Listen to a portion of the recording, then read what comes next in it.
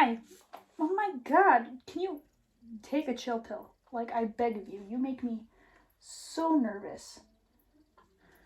Okay, anyway. Hi, I'm Kaylee, and this is SkyDoesMinecraft. SkyDoesMinecraft is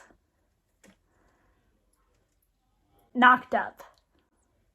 And it was an accident, and I'm going to tell you how that happened. So, I got this lovely little entertainment center thing from a garage sale for $5. It already had glass doors on it. Can you stop trying to have a suicide mission? Anyway, so we're gonna let her exist down here. Anyway, so $5, got this thing. I decided I'm gonna turn it into a Gecko bookshelf. And so I did. Now, what I did not account for, you are gonna go back into your enclosure. You've been introduced. You make me so nervous, dog. Get in there. Thank you. Anyways. Chaos. Hold on. Let me regather myself. I also realized the camera wasn't straight. So as I was saying, I purchased the lovely entertainment center for $5 whole at a garage sale. Because for a while I have been wanting to make some Gecko bookshelves because I believe that is a very efficient way to store reptiles. It's pretty cool, you know, you get yourself a nice shelf and then you can have multiple and you don't have all the tanks. Yeah, yada yada yada. Great idea. I know. So, choking. I refurbish the entire thing. Well, not refurbish it. I just get it reptile ready. I drill holes for the lights, heat mat, everything, anything, just all of it. I get all of it ready and I put the geckos in. So, between the two shelves, there is a quarter-sized gap, like this big. And so the layout, there's the hole in the corner.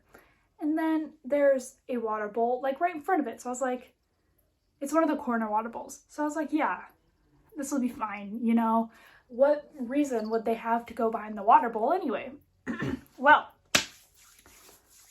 let me tell you something else. I thought that Sky was way too fat to get her big old body through that hole.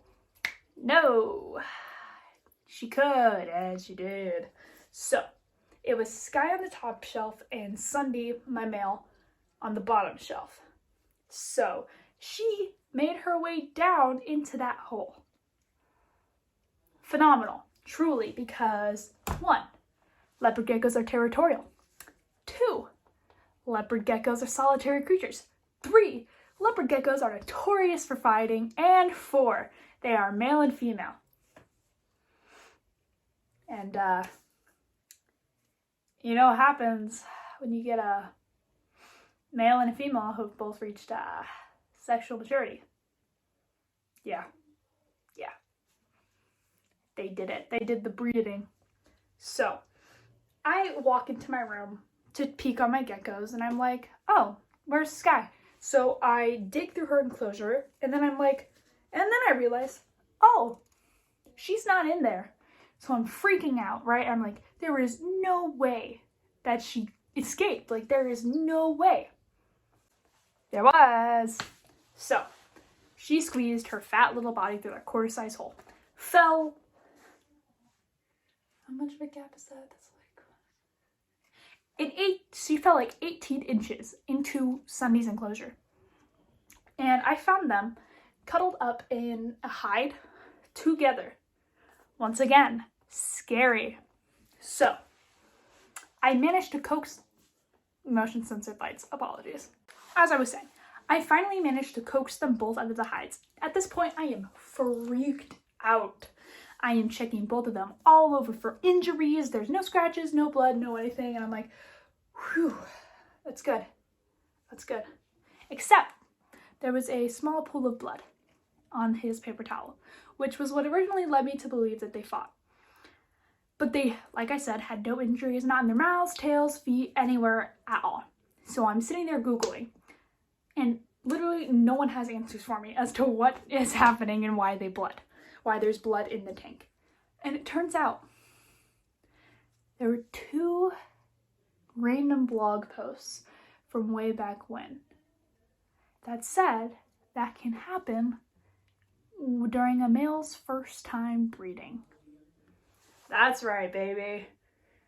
Proof they bred. So, I don't know if it's gonna take, right? So I'm like, I should at least get it ready just in case, you know, be responsible. So the thing about this is I originally wanted to breed them, but as I was doing my research, I found out that the pet only market is super flooded. That's what my babies would be. They're gonna be pet only. The pet only market is super duper flooded because of people like me being irresponsible and breeding their geckos, except this time it wasn't on purpose. Anyway, super flooded market. Just shouldn't do it. Shouldn't do it. Because pet quality geckos, you don't know the genetics, yada yada yada. Just don't. Anyway, so now I'm gonna have babies. And so I could technically just freeze the eggs, but that makes me kind of sad. So I'm not going to do that. I'm probably going to keep a baby. That's besides the point. So I'm going to have babies. All right. Or I think I'm going to have babies. So what I do is I make her a lay box. I know that there is still a great deal of time before she will even lay those eggs if she is gravid. But I put it in there anyways, and I go out of town, and I have a pet sitter watching my lizards. And then I get back from out of town. And Sky is clearly gravid. She is swollen. She's got eggies in her belly. I would show you those eggies, but she's very deep in a hide, and she likes to jump from high distances. So we're not going to do that right now. So she's gravid, right? For those of you who don't know, leopard gecko eggs need to be very precisely incubated, because if they are not, temperature fluctuations can and will cause birth defects in leopard geckos. So what do I do next? I buy a $142 incubator, baby. Let's go. So I buy an incubator, and I am currently in the process of calibrating that incubator, making sure the temperature stays steady and all of that jazz. Sky has a massive dig box to lay her eggs in, because last night I noticed she was digging at the paper towel instead of going into her smaller lay box. So I'll show you her dig box little layout she has going on. Just a reminder, her tank looks a little bare right now because like 3/4 of it is taken up by a dig box. Because, yeah, just because it is. As I am currently filming this, Sky should start laying her eggs either tomorrow or in the next 2 to 3 days. So I will keep you guys updated on that breeding adventure. I've been quite nervous about this because there are a lot of things that can go wrong when your gecko is gravid and laying eggs. They can get egg bound, they can get calcium deficiencies. So I've just been feeding her like a beast and keeping calcium in that dish and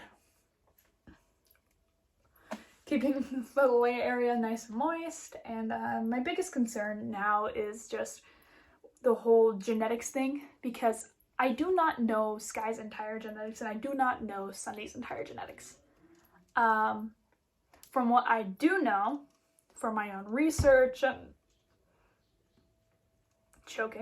knowledge, is Sky is at the very least a high yellow, and Sunday is at the very least Tremper albino. That's all I know, and that is not great. It's not great. It's just not. So I am really hoping for the best. Motion censored lights again. I am really hoping for the best out of these eggs. I will show you my incubator setup now. All right, so here is my incubator. It is a Vivor. It was expensive. Lol, because I didn't trust myself to make a good homemade one. Because I just didn't. It's in Celsius. That's the only pain there's been. I had to do conversions and stuff. I'm trying for female leopard geckos because they are temperature is sex dependent, meaning whatever temperature you incubate them at, that'll be what sex they come out as. For females, it's 80 to 84 degrees, I believe. Males, it's 86 to 90, and then in between you'll get both sexes. All right, so we're gonna open this up. It has a light, which is very cool. You can turn it off, you can turn it on. All right, so here is my little egg my little box that I plan on putting the eggs in. I have some vermiculite down here to keep them humid, and I just have it in there to check humidity levels and stuff with it. I poked some holes on top because there were no holes, and I was like, uh-oh, what if the babies suffocate before I get to them? I'm probably gonna poke more holes. This was just my original hole poking. Alrighty, and then in here I have a thermometer. Another one. This is humidity, temp. That temp is actually... this one's broken. Or I can't see very well. I think that says 87. I'm going to replace it in a couple minutes now because it's trash. And then down here I have water bowl to keep humidity. Over here I have Sky's Egg Laying Utopia. This is cardboard roll from like paper towels, and I just did that to keep the dirt contained because, as you can see, there's not much space there, and I didn't want it getting in her calcium bowl. Anyways, so back here I have a little egg laying box. It's sphagnum moss, some coconut husk, and then some soil. This is an old sandwich container. She could go in there and lay. And then there's just more dirt here because she didn't seem too interested in the box. This is a little hide back here because I had to take out some of her decor to make space for this massive thing.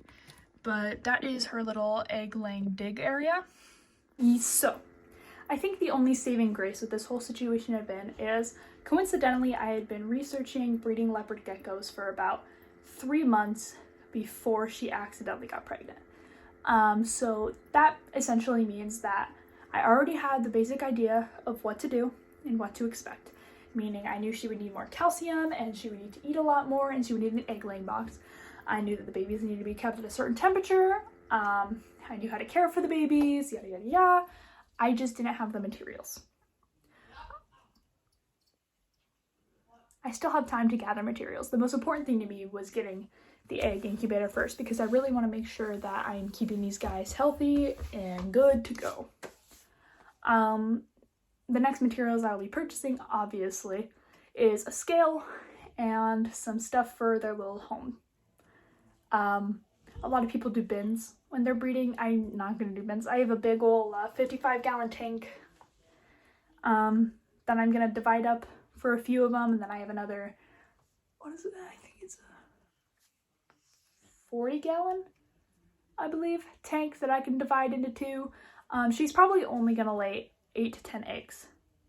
So I should have enough space. Well, not should. I will have enough space.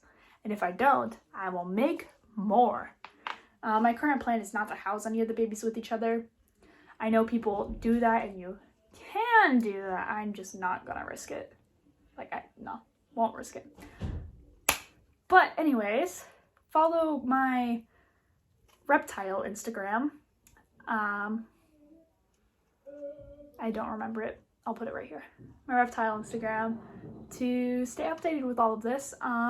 Thank you for watching. Stay safe. Peace out.